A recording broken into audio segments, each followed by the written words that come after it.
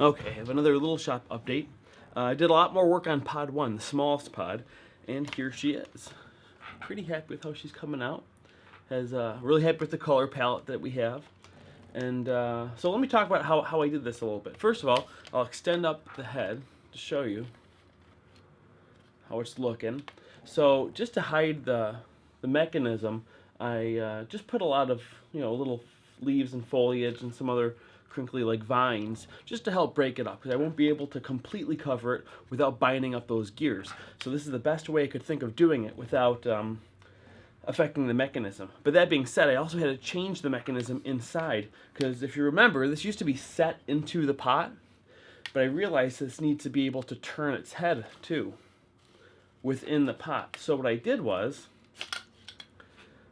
I put it on a separate tube inside of there, okay? And there's a little ledge that I built in there. Those three little ledges there. So that's what it sits on. And those are Delrin, so they ride pretty smoothly. So it's able to be able to turn its head around like this, okay? Now what I did, I started working on the leaves to make them wilt. So I left them at the 3 different stages, the 3 leaves, so you can see how I did it. So what's inside, well actually let me show you how they move first. So this is one that's pretty much finished. I'm going to paint it a little bit. So it'll wilt like this. Pretty happy with the movement. Okay. I still got to put a ring on this and something for it to hook onto. But here's how it works. So there's what this is. This material here is corset spiral boning, it's called, okay?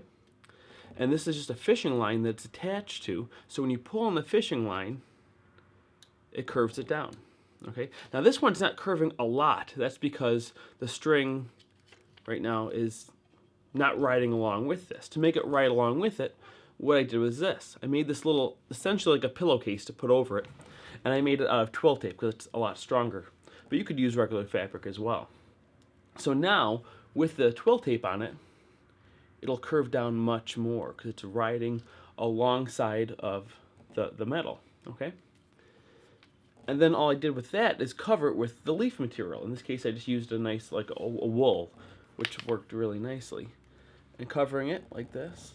I'm still gonna paint some details on it, but again, I'm really happy with how it's coming out, okay? So what I did is I set them in just like this, okay? Glued into the side with what I use, I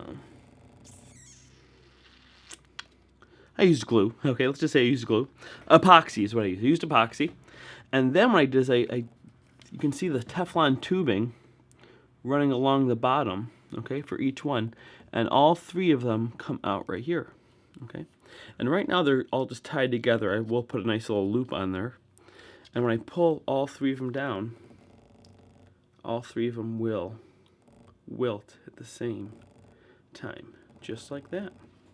So, and the mouth is still controlled down here by this. And that's the progress with this little Audrey 2, okay? So I also just started working on pod 2, which is right here, the skeleton of it. This little one, well, medium, okay. And pod 3 is outside drying. I just coated it with, oh gosh, with this amazing material. It's called Creature Cast. Really good stuff. Let me let that focus.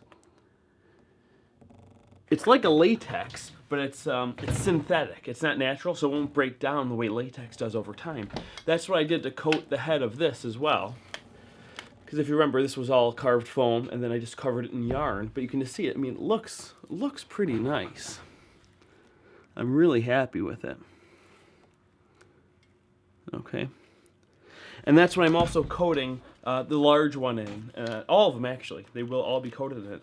So it's really durable, and I'm really excited about it. So if I have more updates, I'll make another video, and I'll keep you guys updated. See you soon.